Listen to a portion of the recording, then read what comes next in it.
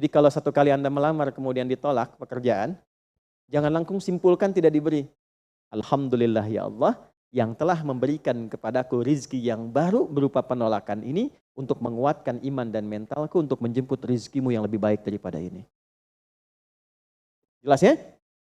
Nah ini poin-poin ini yang mahal. Nanti kalau sudah dapat ilmu ini, yang lainnya akan lebih mudah. Nah, jadi jangan disimpulkan, ya Allah aku sudah ngaji, aku sudah tahajud, kurang apa lagi? Sampai hari ini aku belum dapat. Nah itu sesuatu yang tidak tepat untuk keluar, tapi juga bisa dipahami karena boleh jadi belum mendapatkan pencerahan sesuai dengan bab rizkinya. Nah pada akhirnya dikembalikan, kalau sudah dapat itu ditanya balik oleh Allah, itu mau dipakai apa?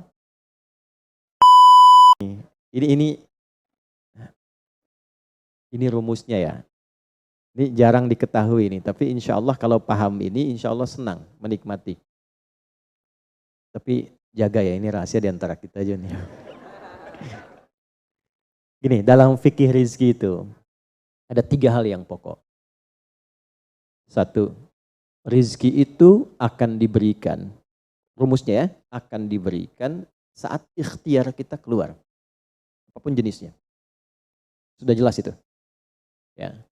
Itu ada di Quran surah ke-51. Sudah? Di ayat 22. Wa fis samaa'i rizqukum wa ma tu'adun. Dan di langit telah ditetapkan kadar rizkimu.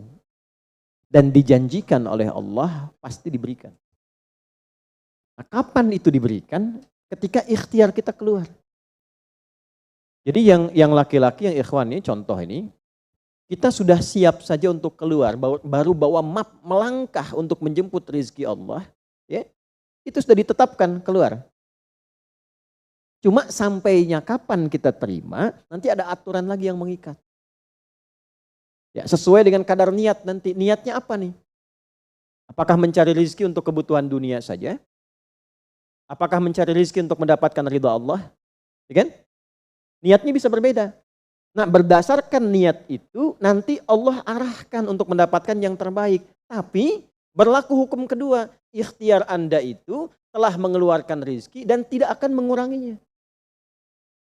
Ya, paham dulu sampai sini dulu ya, pelan-pelan dulu. Nah, handphonenya turun dulu supaya fokusnya nyimaknya maksimal ya, supaya maksimal nyimaknya, tenang.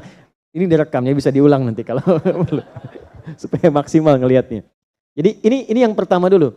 Rizki sudah ditetapkan, pasti diberikan. Cara Allah memberikan, kita bergerak, itu rizki ditetapkan turun. Jelas? Nah, diterimanya oleh kita, nanti kembali berdasarkan ikhtiar kita dan niat kita untuk mendapatinya. Innamal a'malu bin, ya, itu dalil hadisnya. Jelas ya, sampai sini dulu. Yang kedua, rizki tidak akan tertukar dan berkurang. Karena kadarnya sudah pas. Ya, tepat, pas. Tidak ada yang berkurang. Dan tidak akan tertukar. Kalau Anda yang berikhtiar, tidak mungkin datangnya ke teman Anda. Mustahil. Kalau kita yang berikhtiar, tidak mungkin kepada saingan kita. Itu mustahil. Ya, kan ada persaingan dalam bisnis kadang-kadang kan. Kalau Anda yang ikhtiar, tidak mungkin ikhtiar Anda hasilnya diberikan kepada lawan bisnis Anda, itu mustahil. Pasti jatuhnya ke Anda juga. Tidak akan ke yang lain. Kecuali dalam satu bab rumah tangga. Ya, usaha ayah kadang diberikan rizkinya mengalir kepada anak, atau usaha anak akan mengalir kemudian dampaknya kepada orang tuanya. Itu sudah rumus. Ya, awas hati-hati. Jadi kalau Anda ingin mudah berkehidupan ke depan, didik anak dekat dengan Allah. Ketika anak itu jadi baik, keberkahan pada anak itu akan menular kepada kedua orang tuanya. Ya, Bapak Ibu pengen haji, nabung banyak, belum berangkat, sudah antrian panjang. Itu kan? Tapi tiba-tiba ada orang yang tetangga anaknya penghafal Quran 30 juz, dapat hadiah haji, orang tuanya ikut, bapaknya ikut, ibunya ikut, gurunya ikut. Ya, jadi nanti ada 2 ayat di dalam Al-Quran yang menjamin usaha orang tua mengalir ke anak, usaha anak mengalir kepada kedua orang tua. Babnya keluarkan kalau ingin mudah. Nah yang ketiga, nanti saya urutkan di papan tulis supaya memudahkan itu. Yang ketiga, ini yang paling penting untuk disadari, urut dulu ya. 1, rizki telah ditetapkan untuk diberikan. sepanjang kita mau berikhtiar untuk menjemputnya. 2, rizki tidak akan berkurang dan tidak akan tertukar. Baik ya? Jelas sampai sini?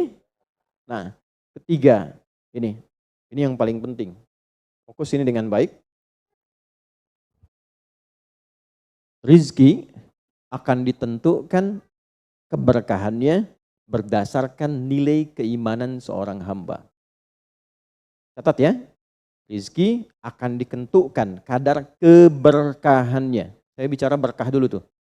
Berdasarkan kadar keimanan seorang hamba. Yang ketiga ini kaidah khusus yang membedakan antara beriman dengan belum beriman. Sebab kita bisa bertanya kepada Allah, ya Allah, saya sudah beriman. Ada hambamu belum beriman. Apa yang membedakan iman saya dengan hambamu yang belum beriman terkait dengan persoalan rizki? Maka turun nanti ada ayat tentang rizki yang dikaitkan dengan iman. Sekarang kita praktekkan pelan-pelan. Ada rizki. Ada yang namanya rizki? Ada ya. Nah ini ya. Ini bab tentang Anda nih. 1, pasti diberikan sesuai kadar ikhtiar. Loh. Ya? 2, sifatnya tidak tertukar. Ya, putri boleh tertukar, ada menteri yang tertukar, tapi tidak ada rezeki yang tertukar ya. Tidak tertukar sesuai dengan niat. Rizki nggak butuh alamat ya Pak, udah begitu dapat langsung diberikan. Karena malaikat tuh kalau sudah turunkan nggak mungkin salah alamat tuh, udah tercatat semua itu. Ya. 3, kadar iman menentukan keberkahan satu rizki. Keberkahan rizki. Ini 3 ini. Ya. Ya, pelan-pelan. Ya, cara memahaminya bagaimana? Kalau ada yang bergerak, itu pasti rezeki diperintahkan ya untuk diturunkan. Tapi sekali lagi tadi, apakah itu akan langsung diterima atau nanti diakumulasikan, dikumpulkan? Yang dengan pengumpulan itu di titik tertentu Allah berikan. Jadi kalau Anda misalnya belum dapat hari ini, belum dapat hari besok, sepekan nyari nggak dapat. Tiba-tiba bulan yang ketiga dapat dan gajinya begitu besar tawarannya. Bahkan belum mulai udah dikasih ya pesangon misalnya untuk uang muka banyak sekali. Nah, cara memahaminya bagaimana? Bukan berarti ketika Anda dapat di situ besar, itu akumulasi kumpulan yang telah dikumpulkan dari ikhtiar Anda sejak awal. Paham nggak sampai sini? Paham ya? Nah, kenapa ada hukum demikian? Masuk ke sini dulu nih. Ya, saya mau tanya sebentar. Bapak Ibu, yang para ayah dulu ya, laki-laki lah terutama. Kalau mencari rizki dalam konteks bekerja ya, untuk materi. Karena rizki itu nanti ada ketenangan, anak-anak, keturunan itu rizki juga. Dalam konteks mencari materi, untuk makan, untuk minum dan sebagainya, saya tanya, untuk memenuhi kebutuhan hidup atau untuk mencari ridho Allah? Udah jujur aja, nggak usah. Bahas sini dulu. Udah, wajahnya nampak kok ini. Saya tanya, untuk kebutuhan hidup atau mencari ridha Allah? Nah, ini nomor 1. Nggak mau kalah dua-duanya. Ridha Allah. Ini sekedar dunia. Pelan-pelan ya. Ketika Anda mencari rizki hanya untuk dunia, maka yang berlaku hukum dunia. Ya. Semakin Anda bekerja keras, semakin Anda dapat. Semakin Anda kreatif, semakin mudah dapat. Ya, semakin pintar, semakin mudah dapatnya. Di sini tidak berlaku masalah iman.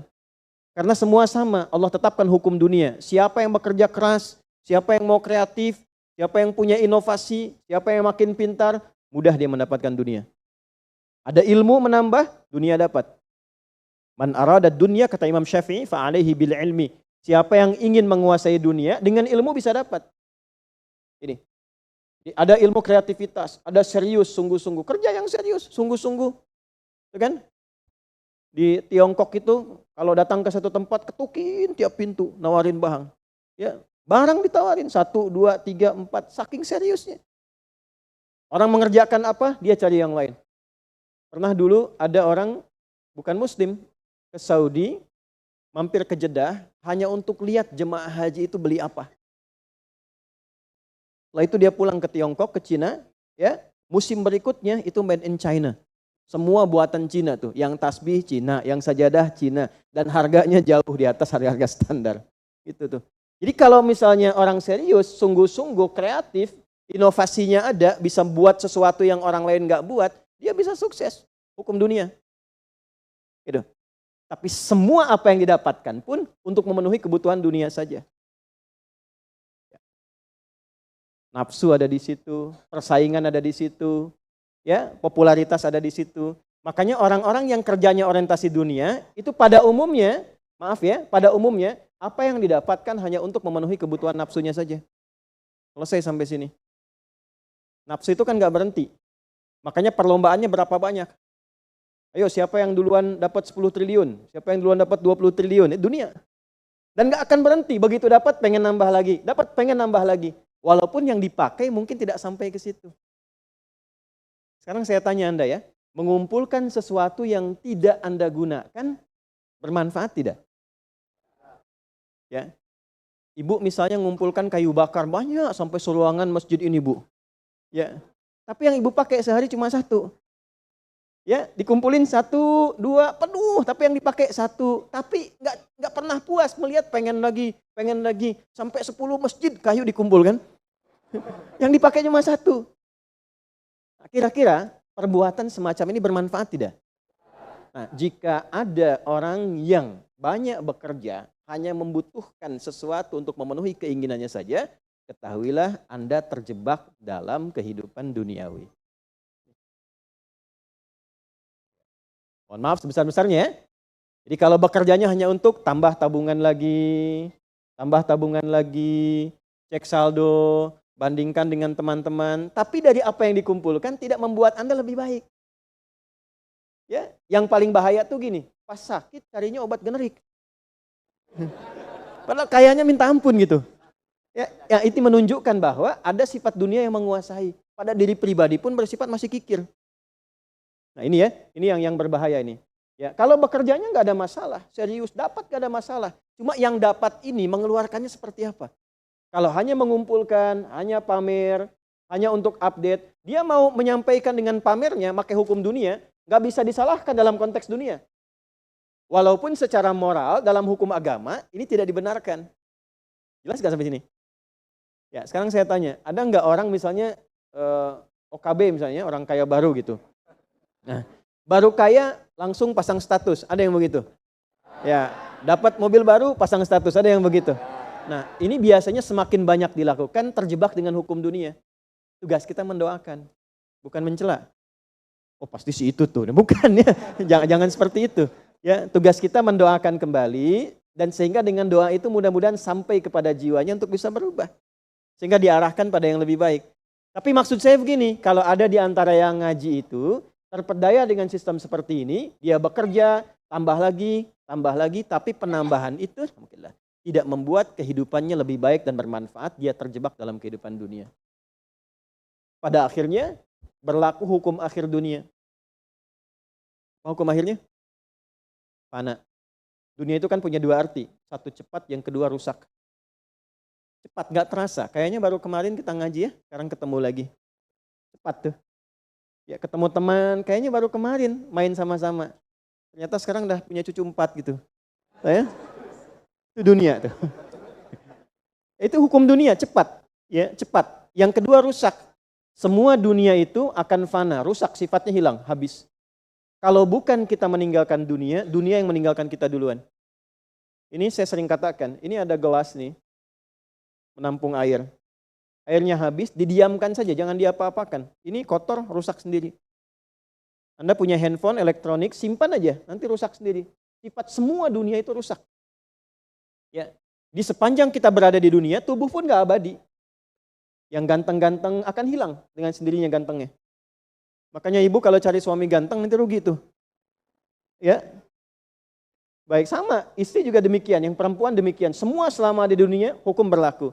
Nah, harta juga begitu. Saat dikumpulkan banyak yang dihitung ini, kalau tidak sadar dengan, nah ini poinnya. Kalau tidak sadar dengan ketentuan hidup yang benar, pasti penyesalannya di akhir. Karena semua yang dikumpulkan itu pada akhirnya akan selesai hilang. Minimal manusia yang meninggalkan apa yang dikumpulkan dari dunia ini. Terkumpul 100 triliun, hartanya kumpul, manusianya kan meninggal juga. Ya kan? Selesai ya? Ya pertanyaannya, selama hidup yang kemakan berapa dari sini? Nah ini yang kemudian dikoreksi oleh agama, dituntun oleh Islam. Tidak salah. Kalau bisa jangan 100 triliun, nanggung 1000 triliun, 2000 triliun, 3000 triliun. Kayak Abdurrahman bin Auf tuh sampai 14.000 triliun. Kalau dihitung dengan kurs sekarang, sampai 14.000 triliun. Tapi ternyata apa yang dikumpulkan itu membawa keberkahan untuk dunianya plus membawa bekal kebaikan untuk akhiratnya. 1 dari 10 orang yang dijamin masuk surga tanpa hisab adalah orang paling kaya yang pernah hidup di muka bumi ini. Salah satunya Abdurrahman bin Auf. Hartanya kurang lebih sampai 14.000 triliun. Tapi bisa menggunakannya. Dunianya sejahtera, akhiratnya terjamin. Jelas sampai sini? Ya, nah maka yang paling menentukan itu ini satu niat, yang kedua di sini aspek keberkahan. Dicarinya pakai iman.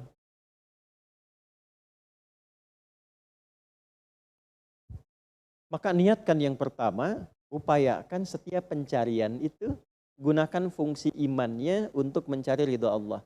Maka ayatnya akan pindah ke ayat 172. Ya ayyuhalladzina amanu kulu min thayyibati ma razaqnakum. Hei orang-orang yang beriman, pakai imanmu untuk mencari kebutuhan hidupmu. Nanti aku siapkan kata Allah yang sesuai dengan kadar imanmu. Karena itulah kadang kelihatannya begini. Kelihatannya mohon maaf ya Bu, Pak. Gak dapat lagi, padahal sudah tahajud malamnya. Udah puasa, udah baca Quran, lamar gak dapat lagi. Ini gak dapat lagi. Bukan karena ini Anda gak bisa dapat, bukan. Karena belum cocok dengan iman Anda, ini belum thayyib. Belum thayyib. Belum ada baiknya. Mungkin ada bagian dari usaha itu yang kurang cocok untuk iman. Tapi ikhtiar Anda mencari, itu oleh Allah ditetapkan. Setiap dia berangkat, tuliskan.